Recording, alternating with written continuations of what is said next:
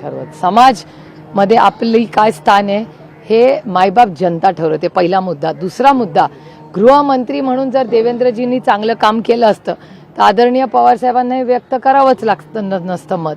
आता तुम्ही उदाहरणच बघा की हर्षवर्धन भाऊ जे भारतीय जनता पक्षाचे फक्त इंदापूरचे नाही महाराष्ट्राचे मोठे नेते आहेत.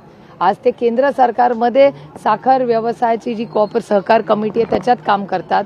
हर्षवर्धन भाऊंना जर सुरक्षितता आणि धमक्या सत्तेत असलेल्या एवढ्या मोठ्या नेत्याला जर भारतीय जनता पक्षाचे मित्रपक्ष असं त्या पत्रात दिलं, आता कोणी धमकी दिली मला माहिती नाही, पण धमकी द्यायची हिम्मत पण कोणीतरी करतंय याच्यातूनच बघा ना, याचा अर्थ गृह मंत्रालयाचा फेलियर आहे ना हे. म्हणजे हर्षवर्धन पाटलांना धमकी, मदन बाफना जे एवढे वरिष्ठ नेते आहेत त्यांना धमकी, अबकी बार गोळीबार सरकार. म्हणजे पोलीस स्टेशनला तुम्ही बघताय सत्तेत असलेले आमदार गोळीबार करतायत. त्याच्यानंतर बाहेर पोलीस स्टेशनच्या बाहेर येऊन सत्तेतले लोक गोळीबार करतायत. पुण्यामध्ये आपल्या ज्याला शिक्षणाचं माहेर घर म्हणतात अशा तुमच्या आणि माझ्या पुण्यामध्ये कोयता गँग बेफानपणे फिरतीये. ड्रग्ज सगळीकडे मिळत आहेत. त्याच्या छापामध्ये हजारो नाही करोडो रुपयाचे ड्रग्ज भेटत आहेत. मग ह्याला जबाबदार कोण आहे? त्याला होम मिनिस्ट्री जबाबदार नाही. मग होम मिनिस्टरनी स्वतःचं काम जर चांगलं केलं असतं तर आम्हाला कुणालाही बोलायची वेळच आली नसती.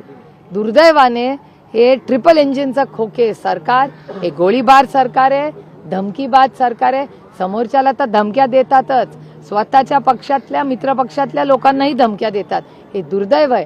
आणि जर या राज्यात कोणीही धमकी दिली तर आम्ही लोकशाही पद्धतीने गांधीजींच्या मार्गाने शांततेच्या मार्गाने त्याला लढा देऊ. त्यांनी असं म्हणत होते की भाजप आमचा पक्ष संपवत आहे, केसाने गळा कापते, अशा प्रकारची टीका त्यांनी 2014 पासून सुरू केलेली होती. त्यांनी साथ सोडली. आता रामदास कदम जे आता एकनाथ शिंदे यांच्या सोबत आहेत ते सुद्धा तीच उद्धव ठाकरेंची वाक्य आहेत की आता भाजप विरोधात बोलतात की भाजप आमचा केसाने गळा कापते. इतकं सगळं होत असताना त्यांनी अजूनही ते त्यांच्या सोबतच आहेत. काल त्यांनी खूप मोठे मोठे गंभीर आरोप भाजपवरती केलेले आहेत, फडणवीसांवर पण केले. मला काय आश्चर्य वाटत नाही. मी गेले 15 वर्ष दिल्लीत काम करते आणि त्याच्या आधी राज्यात म्हणजे 18 वर्ष मी दिल्लीत पार्लमेंटमध्ये काम करते.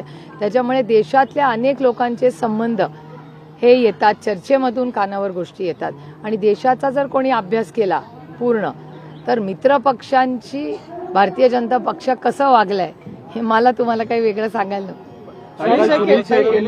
गडकरींचं नाव नाही, त्यामुळे उद्धव ठाकरेंनी त्यांना ऑफर केली, तुम्ही आमच्याकडे, आम्ही तुम्हाला निवडून देतो. महाआघाडी तयार आहे गडकरींना घ्यायला. गडकरी साहेब हे फक्त राज्याचे नाही देशाचे मोठे नेते आहेत आणि अतिशय सुसंस्कृत नेतृत्व या देशातलं आहे. आणि ते ओरिजिनल बीजेपी आहे. म्हणजे ओरिजिनल बीजेपी ही खरंच एक सुसंस्कृत पक्ष आहे. आता त्या पक्षाला काय झालंय मला कळेना.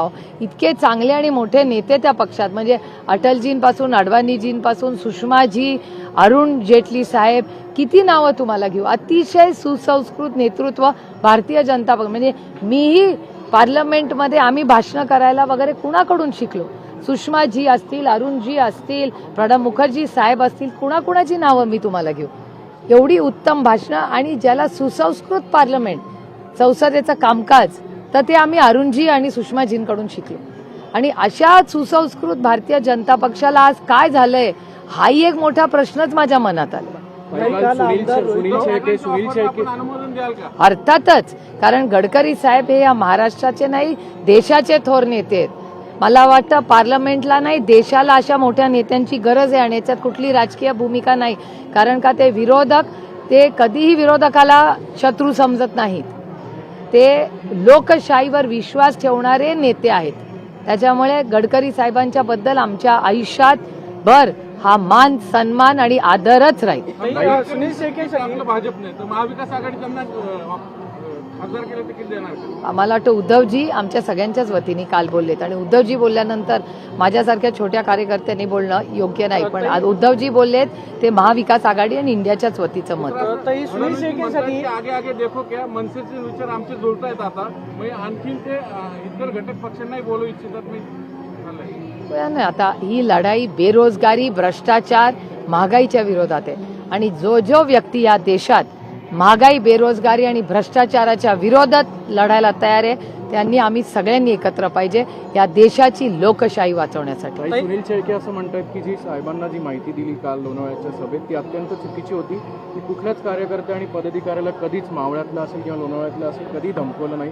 साहेब जे बोलतात ते त्यांनी शहानिशा करायला हवी होती. जाऊ द्या हो, माझ्या पोटात खूप गोष्टी राहतात आणि मी काय सगळं टीव्हीवर आला समोर चॅनल म्हणून कॅमेरावर बोलत नाही. त्याच्यामुळे माझी सगळ्यांनाच विनम्र विनंती आहे की तुम्ही बोला जरूर, तो तुम्हाला लोकशाहीत अधिकार आहे, पण माझंही पोट खूप मोठं आहे म्हणून मी काही बोलत नाही. ते असं म्हणतायत की 2019ला साहेबांनी विधानसभेसाठी त्यांच्या सभा घेतली, त्यांना तिकीट दिलं, एबी फॉर्मवरती साहेबांची सही होती. ते असं म्हणतात की साहेबांनी ते सिद्ध करावं, अन्यथा मी साहेब खोटं बोलतात असं महाराष्ट्रभर सांगेल.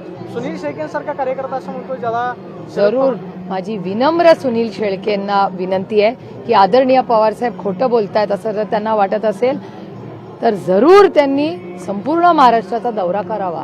ही लोकशाही आहे, बोलून द्यावं सुनील शेळकेंनी. काही काल आमदार रोहित पवार असं म्हणाले की गेलेल्या आमदारांपैकी 22 आमदार येण्यास आमच्याकडे इच्छुक आहेत. शक्यता नाकारता येत नाही, कारण का त्यांची जर तिकीटं कापली असतील, त्यांना निधी मिळत नसेल आणि जी हॅरेसमेंट होते अशा दबत्या आवाजात सगळ्या गोष्टी तुम्हालाही कळत असतील काय